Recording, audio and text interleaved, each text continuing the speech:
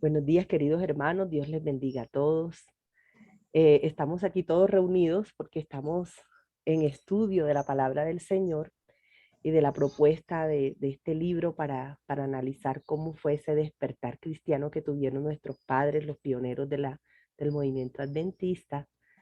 Y en el día de hoy vamos a analizar del libro La Cena de las Bodas del Cordero. El gran movimiento adventista corresponde a la Cena de las Bodas del Cordero.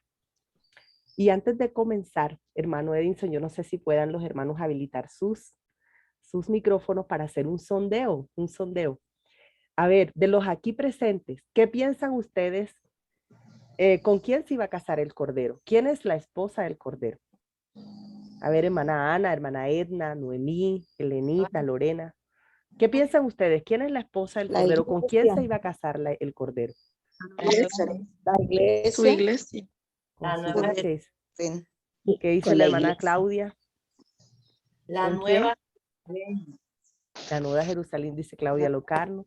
¿Qué dice Nafe? Iglesia. La Nueva La Jerusalén. iglesia dice Nafe. La Nueva Jerusalén dice Edna. Bueno, ¿quién es el Cordero? No, Ahorita lo vamos a aclarar. nosotras dijimos la Nueva Jerusalén.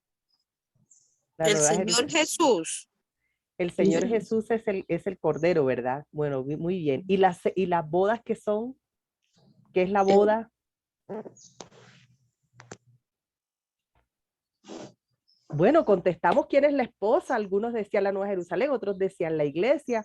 Contestamos quién es el Cordero, el que se iba a casar, pero ¿y qué es la boda? ¿Qué representa la boda? La llegada de la Nueva Jerusalén. La llegada de la Nueva Jerusalén, dice María Gladys. ¿Qué dice Marta? ¿Qué dice Silvia? Miriam, hermano Saldarriaga. ¿Qué dice Edison? Bueno, a Edison no le pregunto porque él ya sabe. ¿Qué dice? ¿Qué es la boda? ¿Qué es la boda? Es el casamiento de Dios con la iglesia. Bueno, muy bien. Hermanos, resulta que nosotros hoy en día tenemos una gran confusión con este tema. Pero cuando yo empecé a leer esta porción del libro El Gran Movimiento Adventista, me di cuenta que en el pasado los heraldos, como le dice el pastor Oscar, la tenían clara. Ellos estudiaron a profundidad algunas parábolas de Jesús y ellos la tenían clara. Tenían claro qué eran las bodas, tenían claro quién era el Cordero, tenían claro con quién se iba a casar Jesús. Resulta de que este tema está basado principalmente en Mateo 14, pero nosotros no podemos entender Lucas 14, la parábola de Lucas 14. Pero nosotros no podemos entender la parábola de Lucas 14 si primero no entendemos la parábola de qué es la boda, con quién se está casando el Cordero, y la que nos da mayor luz es la de las 10 vírgenes. Entonces voy a leer un párrafo que se encuentra en el capítulo 25 del Gran Conflicto que nos da claridad de esto, y yo quedaría contenta con que en el día de hoy todos pudiéramos quedar claros con respecto a esto en el sentido profético. Cuando quedemos claros con respecto a esto, entonces sí analizamos qué sucedió en el pasado con estos pioneros que predicaban acerca de esto. ¿Le parece bien? Muy bien. Sí. Entonces permítame un momento.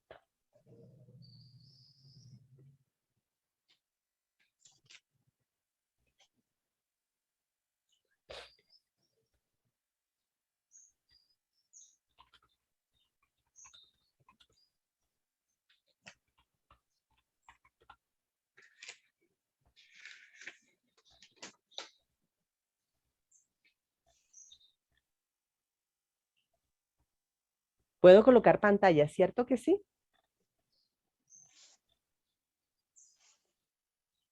Hermano Edison, ¿puedo colocar pantalla? ¿Cierto? Sí, correcto.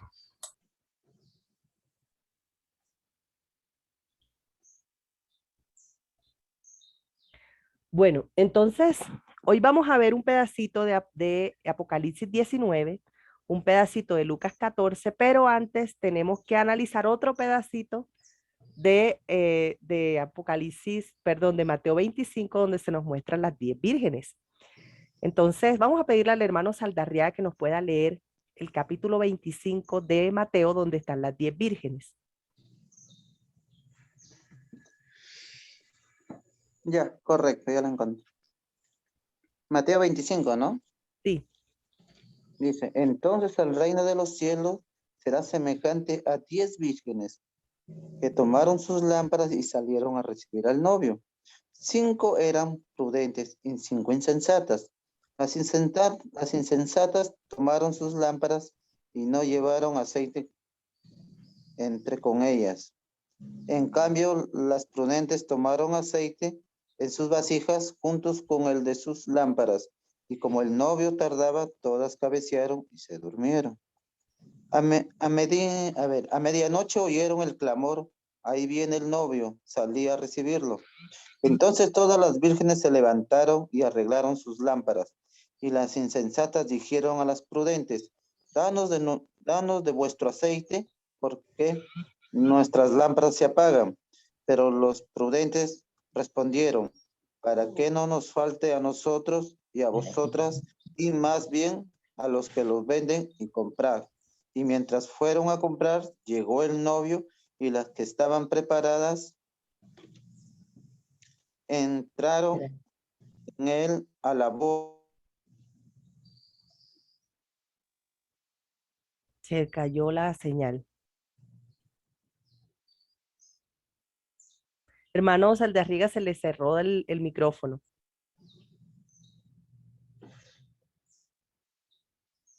Iba por la palabra bodas. Sino que se cortó la señal. Está Sí. fallando, creo. Ya dice. Después, a ver la palabra. Y mientras fueron a comprar, luego el novio y las que estaban preparadas entraron en la boda y se cerró la puerta. Después vieron también las otras vírgenes y dijeron, Señor, Señor, ábrenos. Pero él respondió, os aseguro que no os conozco. Velad pues porque no sabéis el día ni la hora en que el Hijo del Hombre ha de venir. Muy bien. Bueno, entonces ahora vamos a salir de la duda, ¿qué es la boda? ¿Qué es la boda? ¿Quién es el esposo y con quién se está casando el esposo?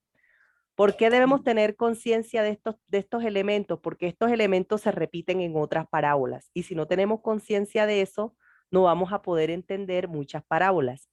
Quiero decirle, queridos hermanos, que las parábolas tienen un significado literal, un significado, bueno, ninguna parábola es literal porque sabemos que el Señor está aquí representando, está utilizando una figura para representar algo.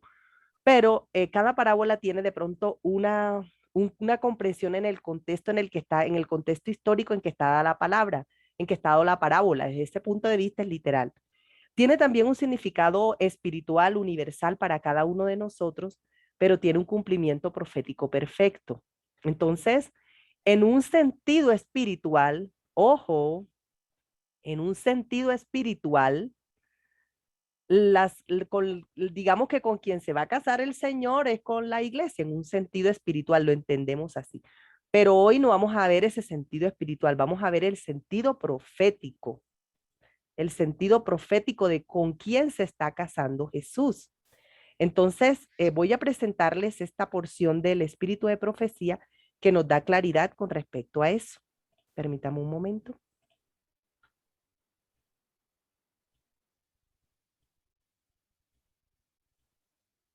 Ahí podemos ver. Sí, señora. Sí. Miren ustedes, dice, en el verano y otoño de 1844 fue hecha esta proclamación. He aquí viene el esposo. Recordemos que el año de 1844 fue el año en que los pioneros del movimiento adventista esperaban la venida de nuestro Señor Jesús. Ese año nosotros lo recordamos como el gran chasco. Realmente fue un gran zarandeo lo que sucedió en 1844. Pero dense cuenta que dice verano y otoño. Es decir, 10 años antes, con el movimiento milerita, El movimiento milerita dio paso al movimiento adventista. Recordemos que la palabra adventista significa el que espera el advenimiento de Cristo. 10 años antes, Guillermo Miller, el Señor ya le había revelado acerca de la profecía de las 2300 tardes y mañanas. Y él había descubierto el año en que, según su forma de entender las escrituras, vendría el Señor, porque él tomaba la tierra como si fuera el santuario y la venida de Cristo como aquel que venía a purificar la tierra, a purificar su santuario. Entonces, él estaba cierto en la fecha, lo que no estaba cierto era en el evento.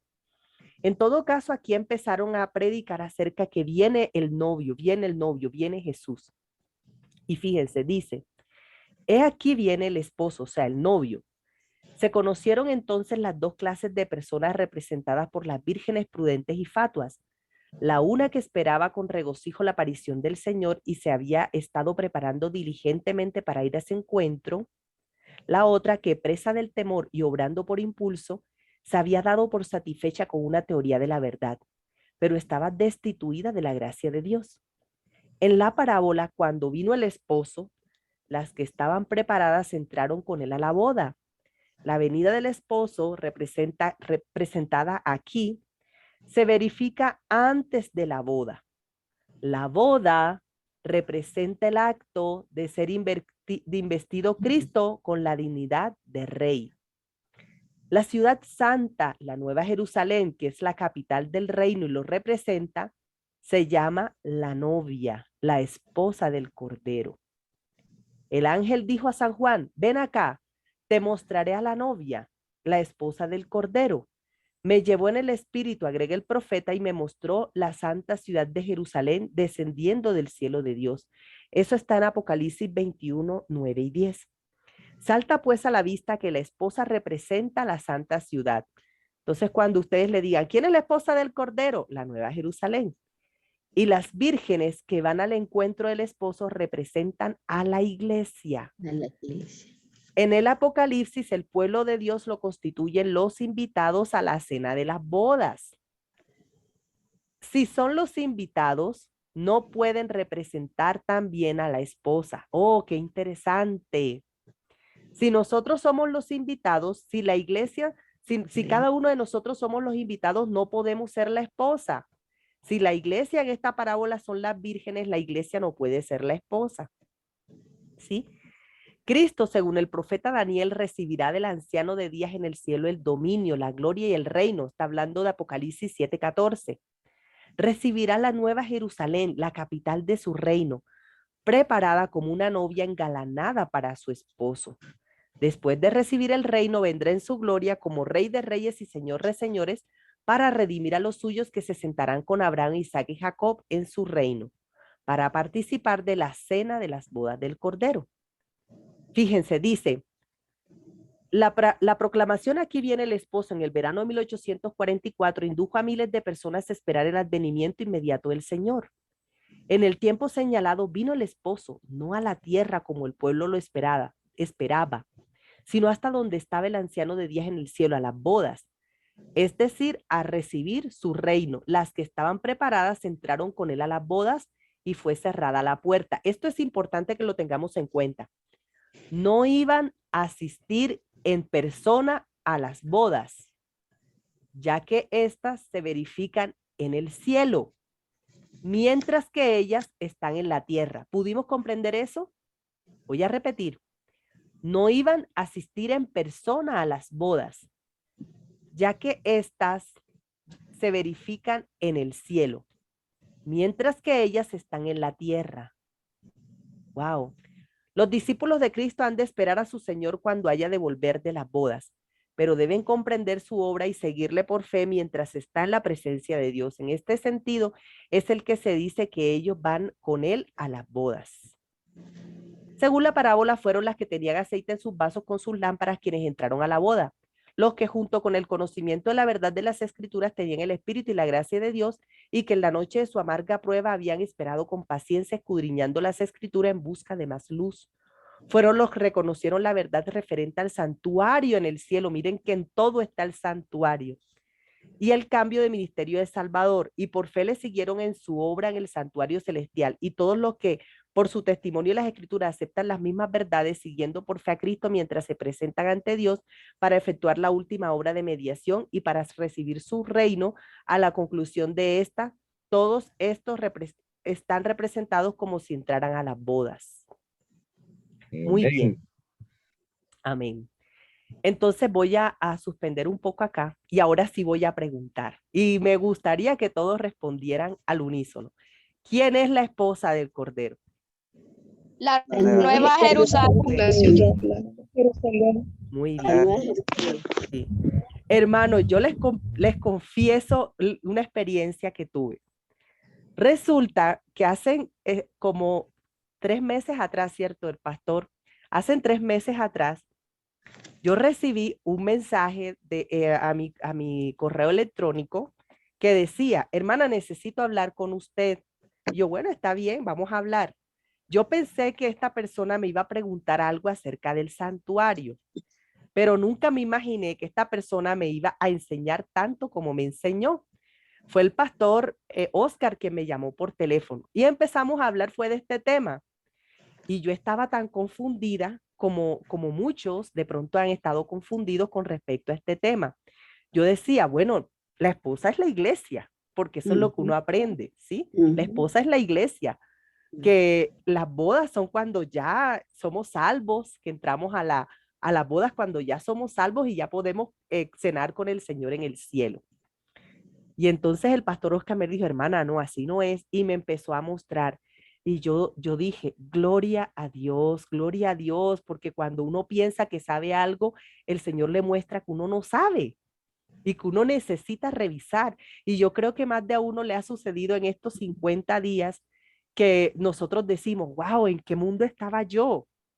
Adventista tanto tiempo, como decía ayer la hermana Claudia Locarno, 15 años, 20 años, 30 años siendo adventistas y 30 años pasaron por mí, pero yo no pasé por los 30 años. O sea, pasaron por encima mío, pero yo no pasé por encima de los 30 años.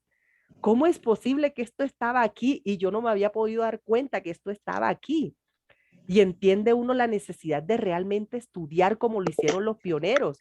¿Cómo es posible que 178 años después los pioneros la tenían clara y nosotros no la tenemos clara? Si nosotros somos los hijos, los que aprendimos de nuestros padres y nosotros no la tenemos clara. Entonces esto me volteó la cabeza, me hizo así y yo decía, wow, y entonces empecé a estudiar, a orar, a estudiar, a orar, a estudiar y el Señor fue revelando sus verdades. Hermanos, yo no entendía por qué, cómo así que una esposa es una ciudad. No tiene sentido para mí, no tenía sentido para mí. Una esposa, una ciudad, pero ¿cómo? No tiene sentido en el simbolismo. Tiene sentido desde este punto de vista. Cuando nosotros pecamos, hubo ciertas separaciones. La primera separación fue el del hombre con Dios.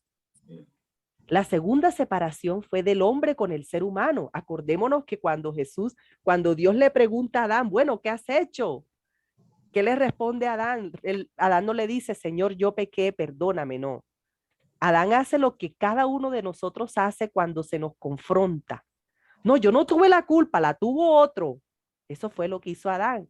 Adán dijo, la mujer que me diste por esposa me hizo que yo comiera del fruto que tú habías prohibido. Es decir, el problema fue de ella y de paso tuyo porque tú le hiciste defectuosa, sabiendo de que Adán había dicho, esto es hueso de mi hueso y carne de mi carne. Entonces, cuando pecamos hay una separación del hombre con el hombre con Dios, el hombre con el hombre.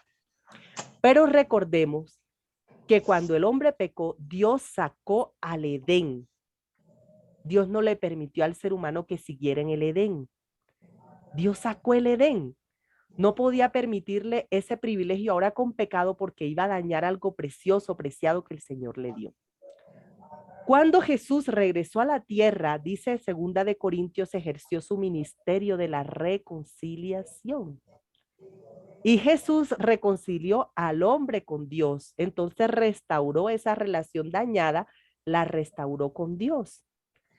El Señor Jesús restauró la relación hombre con hombre. Bueno, venimos restaurándola desde hace mucho tiempo, pero Él dejó la pauta para la restauración de la relación hombre con hombre. Faltaba una restauración. Faltaba la restauración del hombre con su lugar de vida, con su sitio de vida. Fíjense, nosotros no le damos tanta importancia a lo que es una casa, a un lugar de vida, como si se lo da Dios. ¿Qué le prometió Dios al pueblo de Israel? Le prometió una tierra prometida, una tierra. Al pueblo de Israel le prometió un lugar. Tan importante era en el pasado el lugar que fíjense que Dios hasta dejó leyes para cuando una persona por X, por Y circunstancia tuviera deudas y perdiera sus bienes, su heredad no fuera perdida para siempre, sino cada 7 años con los jubileos podía recuperar su tierra.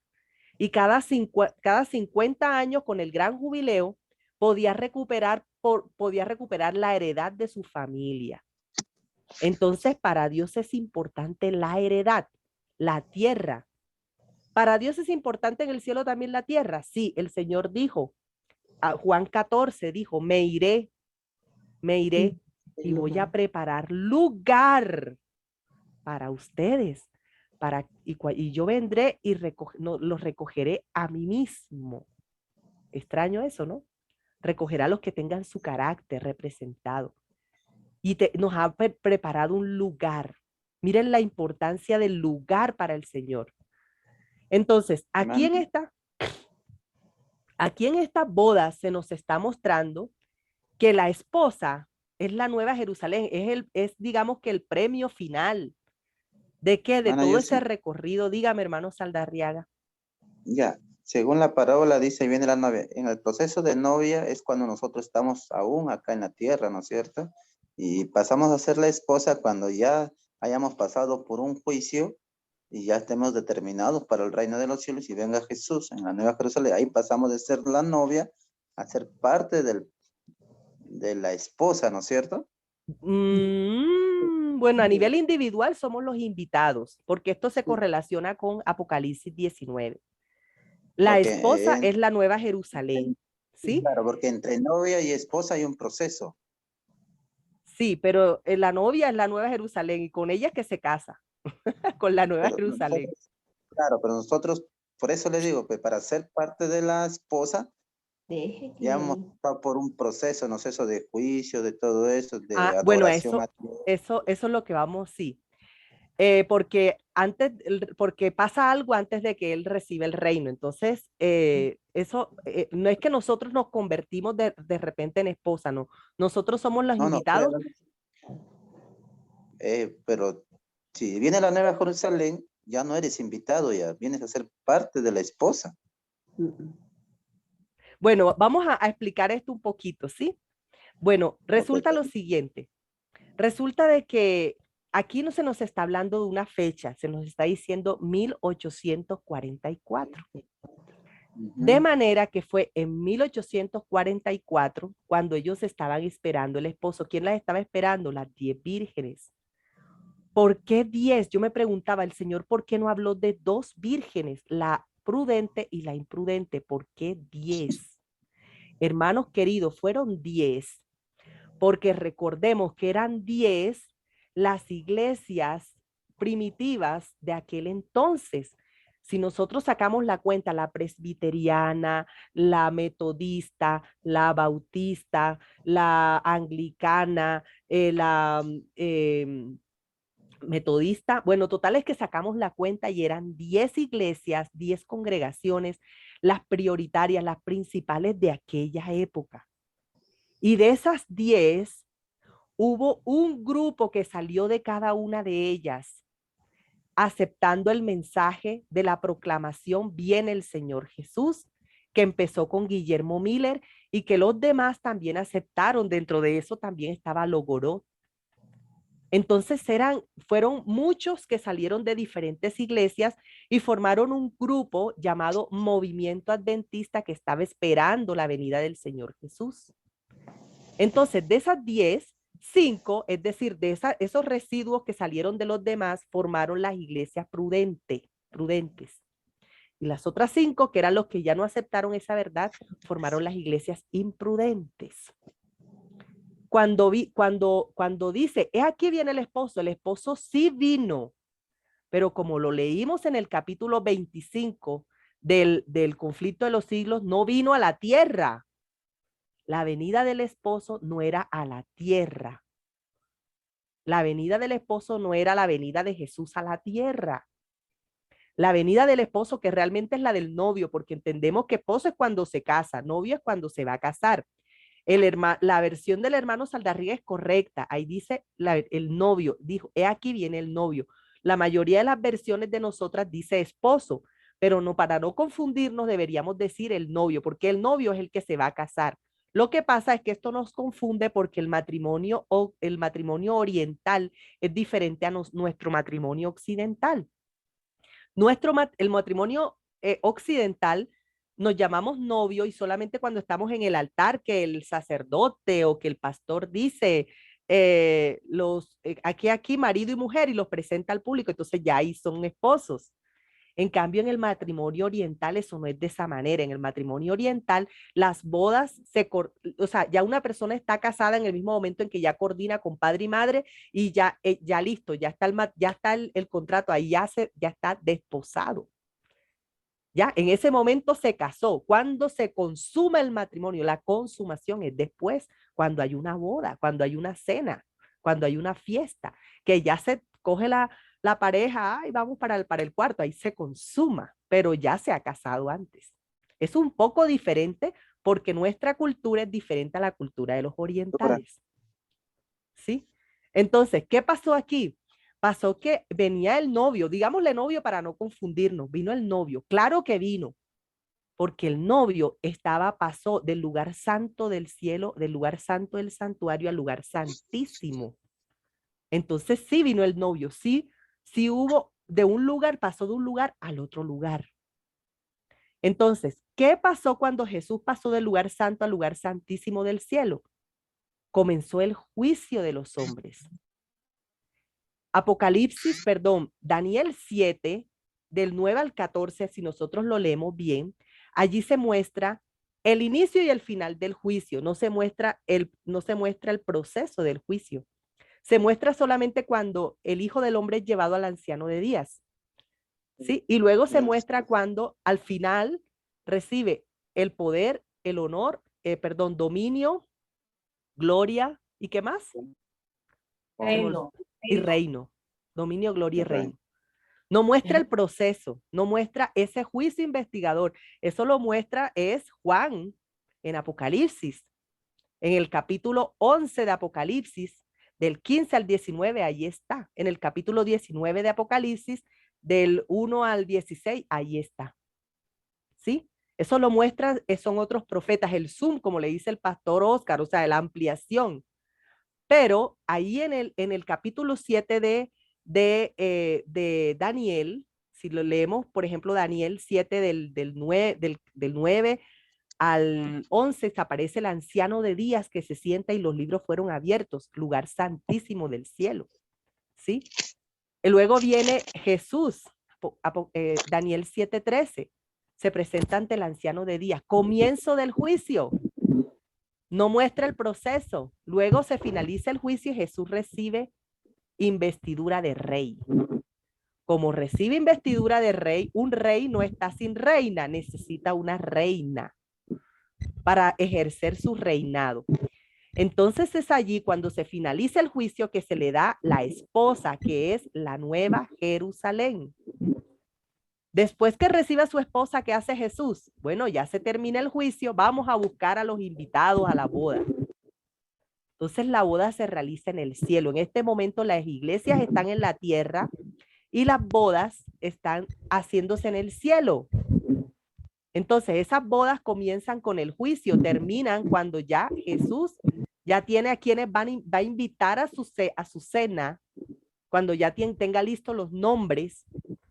Y finalmente el Señor Jesús diga Hecho está, ahí recibe la Nueva Jerusalén, que será el centro, será, la hermana Oneida tiene el teléfono, hermana Oneida, ¿puede cerrar por favor su micrófono? Que está haciendo interferencia, hermana Oneida. Hermano Edinson, no sé si pueda cerrar eso. Muy bien. Entonces, llegará un momento en que el Señor buscará, ya cuando haya pasado el último nombre del juicio investigador, que entre otras cosas hay una cita de Ellen White que dice que la última intercesión que hará el Señor es por los hijos de sus siervos. ¿Ya? Tenemos hijos que no están convertidos y hemos orado y hemos llorado, lágrimas de sangre, digo yo, por esos hijos no convertidos. Entonces, esa última administración que hará el Señor será por los hijos de sus siervos. Cuando ya haya pasado el último de todos los nombres, el Señor dirá, hecho está, ya listo, ya el bueno sigue siendo bueno, el justo sigue siendo injusto, el injusto sigue siendo injusto. Allí recibirá la Nueva Jerusalén, que es su esposa.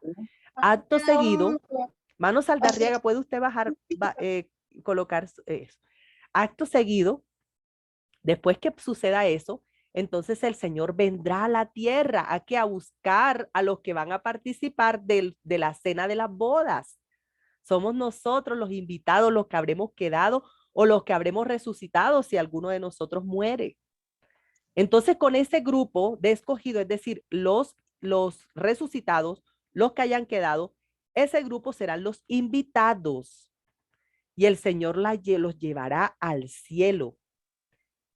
Y entraremos en la Nueva Jerusalén, entraremos con la esposa y entraremos a cenar, entraremos a la cena de las bodas del Cordero, ¿sí? Y cuando venga la Nueva Jerusalén del cielo, engalanada como una novia para su marido, dice la Biblia, la Nueva Jerusalén se posará en la tierra. Y la Nueva Jerusalén será la capital del reino, la capital del trono de Jesús, del trono de Dios.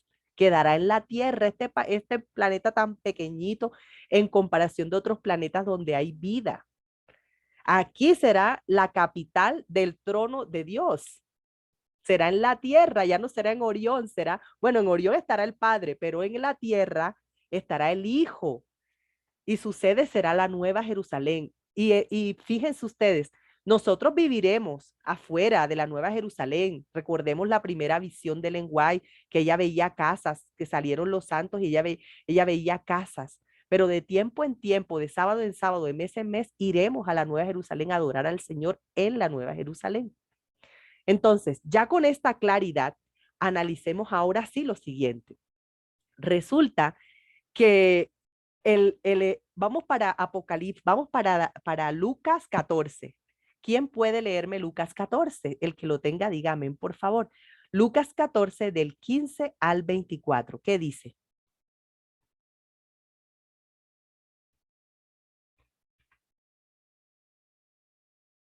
¿Quién puede leer? Amén. Amén. 14, 15. Sí. Al oír esto, un comensal le dijo, dichoso el que participe del banquete en el reino de Dios. Entonces Jesús respondió, un hombre hizo una gran cena y convidó a muchos. Y a la hora de la cena envió a su siervo a decir a los convidados, venid que ya está todo listo. Pero todos empezaron a disculparse. El primero dijo, compré una hacienda y necesito ir a verla. Te ruego que me dispenses. Otro dijo, compré 5 yuntas de bueyes y voy a probar. Te ruego que me dispenses. Y otro dijo, acabo de casarme, por eso no puedo ir. Vuelto el siervo hizo saber estas cosas a su señor.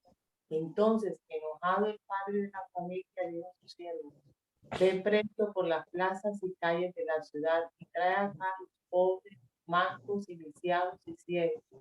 Y dijo el siervo, Señor, hice lo que me mandaste y aún hay lugar.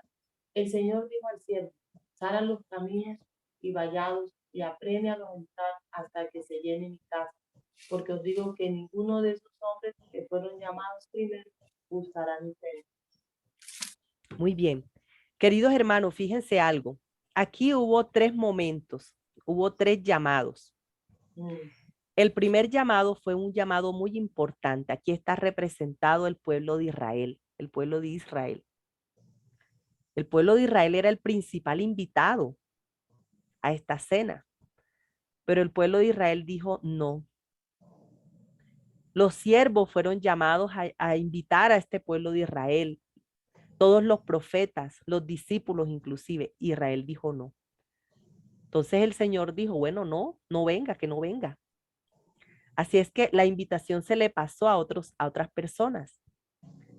Cuando finalmente Dios dio luz en la reforma de Lutero, otros dijeron no. Y el Señor dijo, no es no. Y ahí hubo un cierre para, sobre todo, fíjense ustedes cómo Dios ha venido haciendo cierres. En aquel entonces, para el pueblo de Israel hubo un cierre que lo muestra también Daniel 9, muestra ese cierre. Se le cerró la gracia como pueblo, no como seres humanos, sino como pueblo, al pueblo de Israel por haber dicho no al Señor, por no aceptar el evangelio. Entonces, el cierre fue en ese momento. Sin embargo, un israelita que conozca del Señor y lo acepte, el Señor lo acepta. Pero como pueblo se le cerró en ese momento. Luego, la invitación pasó a los demás y fíjense ustedes cómo el papado romano ha hecho y ha deshecho con las cosas de Dios, ¿sí? Y el papado romano también tuvo su cierre. Ya no más, ¿cómo se llama? Cuando tuvo su estocada final, tuvo un cierre, entre comillas, porque sabemos que él llegará hasta el final y al final al final es que recibirá su juicio, que es quemado. Pero tuvo un cierre, él dijo, ya no más.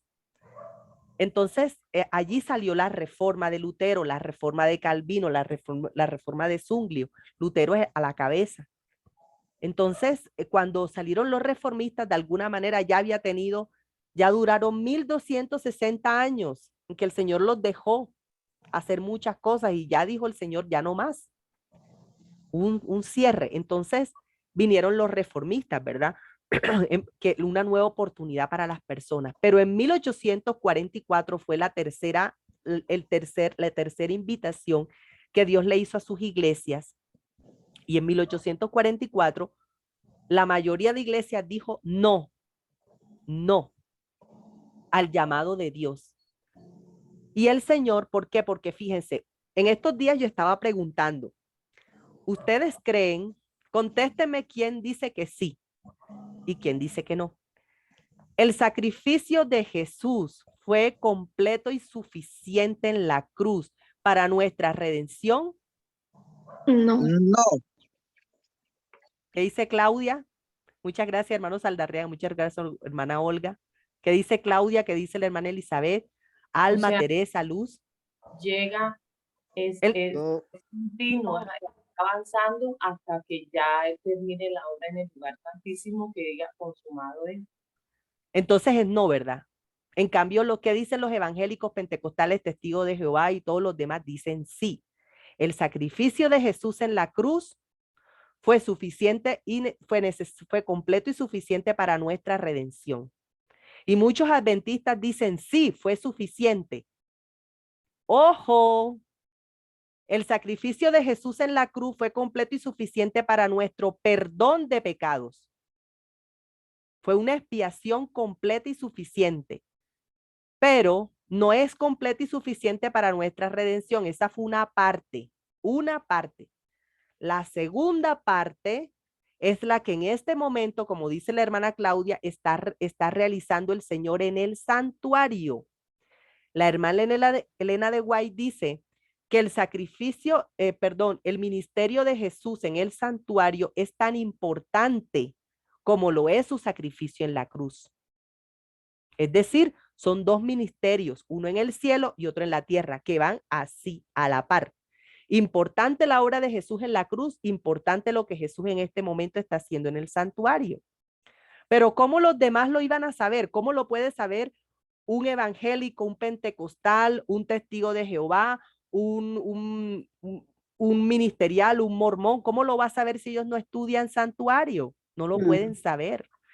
Y no lo pueden saber porque ellos no atravesaron la puerta de 1844. Ellos, después que sucedió el gran chasco, ellos no sabían que Dios estaba purificando el santuario. Ellos no han aceptado que Jesús está en un ministerio de purificación, está en el juicio investigador. Entonces ellos, como iglesias imprudentes, están, chao, hay un cierre con ellos. Como seres humanos, obviamente el mensaje para ellos, y muchos han dejado sus iglesias y se han adherido al movimiento adventista, que ahora es iglesia adventista. Entonces me parece absurdo cómo nosotros somos siendo depositarios de una verdad exclusiva que el Señor a nosotros nos ha dado, le dio a todo el mundo, pero que nosotros hemos aceptado. Cómo yo me pregunto cómo desde el púlpito no se está predicando esta verdad, sino que queremos regresar a los rudimentos de la iglesia evangélica. Como o sea, hay que predicar acerca de la gracia, sí, hay que predicar acerca de la gracia. Hay que predicar acerca de la fe, claro que sí, acerca de la oración, por supuesto que sí. Hay que predicar acerca de la familia, sí. Pero nuestra prioridad debe ser la verdad presente que el Señor quiere que le dejemos al mundo. Y nosotros en los púlpitos, usted saca una cuenta, bueno, vamos a ver de qué se predicó durante 3 meses. Gracia, gracia, amor, gracia, gracia, amor, gracia, gracia, amor. En 3 meses. ¿Están bien esas prédicas? Sí, pero ¿dónde está la verdad presente que el Señor nos dejó? ¿Dónde está el mensaje del primer ángel?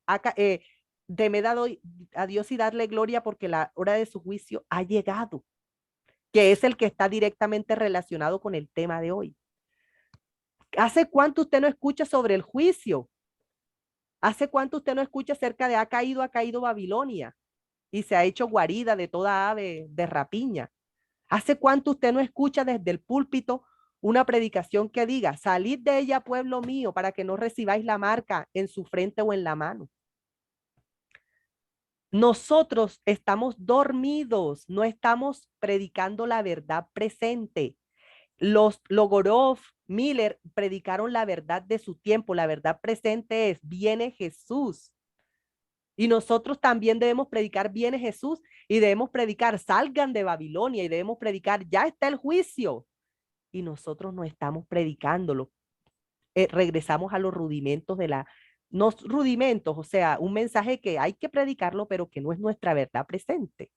De la gracia, hemos abusado como a nosotros nos atacan mucho. Ellos son salvos, somos salvos por gracia y no por ley. Entonces nos hemos como ahí como intimidado. Entonces empezamos a resurgir. O sea, sí hay que predicar el tema de la gracia, pero hay que mostrarle al mundo la verdad presente que nos dejó el Señor. ¿Me hago entender? Espero que no sea malentendida yo. Hermana Yusi, Dígame, hermana Claudia. es que sí se puede predicar todos esos temas de familia, de todo eso que tú mencionaste, de hermandad, de amor, pero desde la luz, o sea, del santuario, ¿sí? O sea, sin separarlo del santuario. Tiene que estar siempre basado en eso, ¿no? Es que ese es el fundamento de nuestro mensaje. Entonces, si yo Correcto. quiero hablar de hogar, de reconciliación, tiene que ser desde lo que está sucediendo en el lugar santísimo, sin salirnos de ahí. Muy bien, correcto. De hecho, si usted toca todos los temas, hogar y familia, oración y todo, desde la perspectiva del santuario, tiene más luz. El Señor arroja más luz que el que puede ofrecerle inclusive hasta un propio hermano evangélico hablando de ese tema, porque se estudia con más luz, porque es la luz actual del santuario. Tiene toda la razón. Hermana Queridos Yusi, dígame, hermano.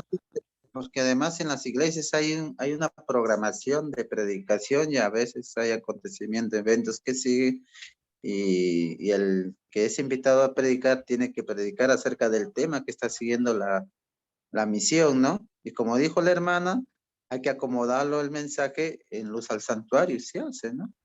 Muy bien. Bueno, queridos hermanos, me están diciendo, yo tengo otro compromiso a las 6. Ustedes perdonen, me gustaría hacer un cierre de este tema. Sí, hermano, con la oración Sí. también. Mire, 2 cositas importantes, ¿sí? nosotros vamos a tomar, dice el Señor, bienaventurado. Ustedes se pueden imaginar cuando lleguemos al cielo, nosotros somos los invitados a esa cena, que estemos nosotros en esa gran mesa que tiene kilómetros y kilómetros y que a pesar de que tiene tantos kilómetros, nosotros podamos ver quién está en la punta y quién está al final. Y que en esa cena vamos a disfrutar de los alimentos del cielo, alimentos que nuestro paladar no ha probado todavía, cosas maravillosas. Entonces acostúmbrese a la comida vegana, a la comida saludable, porque en el cielo no le van a poner no le van a poner ¿cómo se llama? El churrasco, ¿sí? Entonces hay que deleitarnos con los sabores del cielo desde la tierra, aprender a deleitarnos con los vegetales, que fue lo que el Señor mandó. Entonces, en esas, resulta que para la época de 1844, el tercer llamado se hizo con el primer mensaje, el mensaje del primer ángel, que dice, ¿qué dice el primer mensaje? Dice, temed a Dios y dadle gloria porque la hora de su juicio ha llegado. El hermano Logorov cuenta varias historias. Y dentro de una de estas historias me llamó la atención una en particular. Dice que en Suiza, o sea que este mensaje empezó a predicarse, pero habían países que habían restringido esta predicación, so pena de castigos, y uno de esos países fue Suiza. Suiza prohibió a la gente que predicara el mensaje de que venía Jesús, porque se habían generado muchas revueltas. ¿Y saben ustedes a quién puso el Señor a predicar? Jesús viene a los niños, a los niños. Dice este pastor que quedó sorprendido en Suiza, una niñita de 5 años que no sabía ni leer ni escribir. Y cómo esta niña cantó un himno luterano, todo completico. Y al final el Espíritu le puso a decir, Cristo viene, preparémonos. No fue su padre, no fue su madre de esta niñita la que le dijo, diga, hable. No, fue ella que el Espíritu la puso a predicar. Los niños le predicaban a los adultos porque los adultos tenían miedo de las represiones que el gobierno de Suiza le puso a las iglesias por causa de que había un alboroto en la predicación de Cristo viene.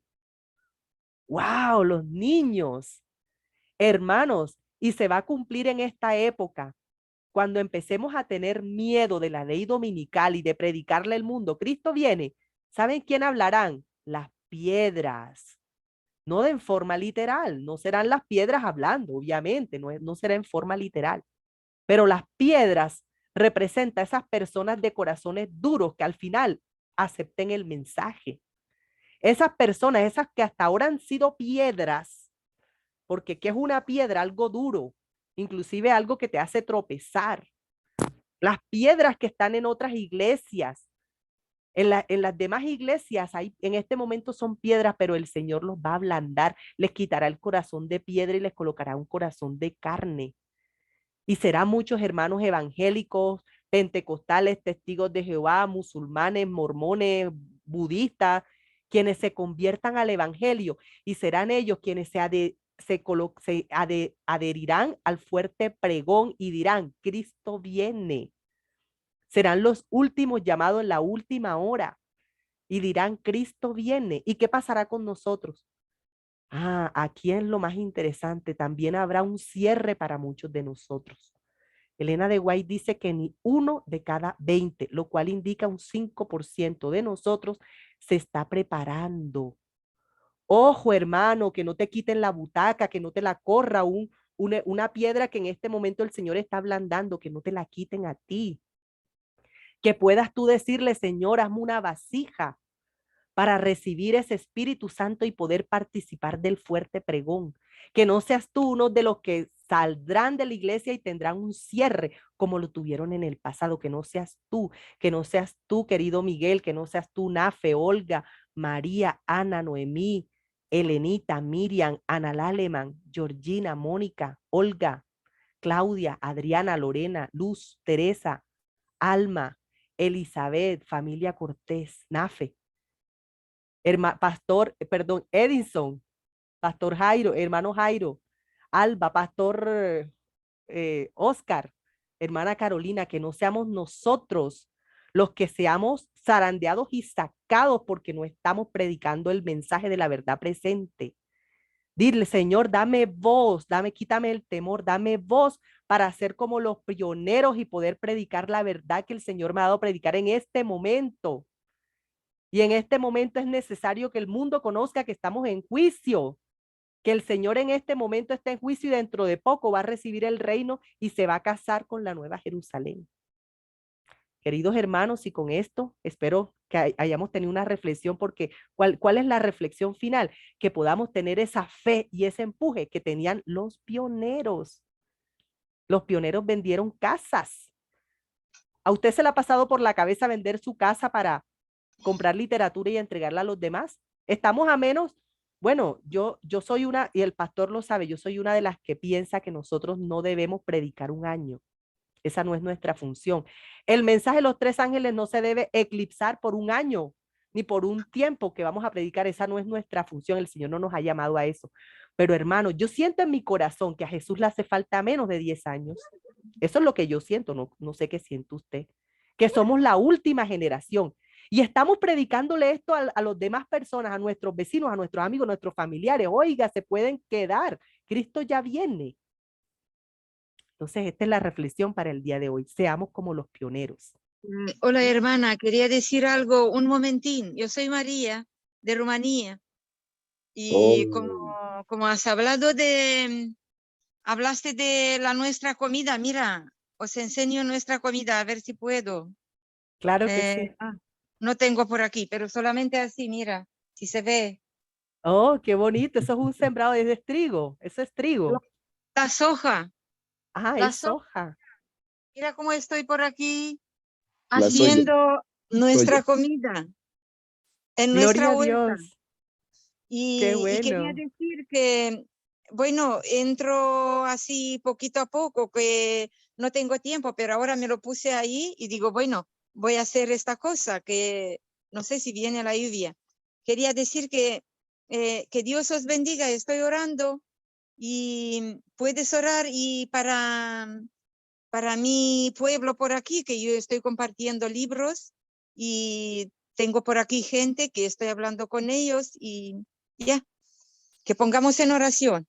Amén, Amén. hermana María. ¿Cómo que no? Claro que sí. Vamos a orar por Rumanía y vamos a orar Gracias. para que más personas por su mensaje y por su testificación acepten al Señor.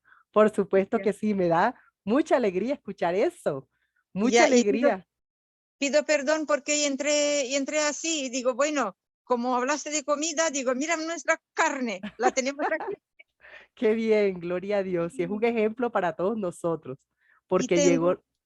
tengo yo también a mi hija que tiene 37 años, la pequeña, que la otra está con su marido, con su familia, sirve a Dios, pero la pequeña con su hijita no dice, mamá, tú sabes que yo soy creyente y no sé qué, yo creo en Dios. Y desde pequeña yo la traje a la iglesia, pero cuando creció, como 14, 15, ya se fue. Y eso pido oración por ella también. Y con esto acabo que ya tienes la prisa, entendí. Muchas gracias, hermana María. Vamos a orar por eso. Pastor Vale. Oscar, entonces le pido a usted que pueda tener la oración final. Muchas gracias, Bueno, hermanos, por este mensaje y ojalá el Espíritu nos haya hablado, nos saque de aquí, de esta reunión, con ganas de Sí. predicar este mensaje final. ¿Sí? Dios les Y bendiga, como queridos hermanos. bien, hermano, amigo, gracias. Vamos a orar, hermana, para que la hermana Yusi también vaya a la otra reunión y ahorita continuamos con el postre. Ahora continuamos con el postre, vamos a orar. Querido, eterno, glorioso y maravilloso Padre, te alabamos, Señor, por lo que has hecho. Te alabamos por lo que estás haciendo y te alabamos por lo que vas a hacer. Amén. Queremos ser parte de este presente, en tu presente y del futuro eterno que tú vas a abrir para nosotros. Te rogamos que nos habilites y nos capacites, Señor, que termines la obra que has iniciado en nosotros. Saca de nosotros toda la apostasía, toda la basura, toda la levadura que el diablo metió, Señor, en el cofre. Que las verdades gloriosas tuyas, genuinas, puedan resplandecer, Señor, que puedas enviar al de la escobilla Y tú, Señor, seas el que barras en nuestra vida todo lo malo y que hagas posible que tu luz resplandezca como las estrellas a perpetua eternidad. Gloria te damos, Padre, por tu palabra, porque lámpara es a nuestros pies y lumbrera en nuestro camino. En el nombre de tu eterno Hijo te lo agradecemos. Amén. Amén. Amén. Amén. Amén.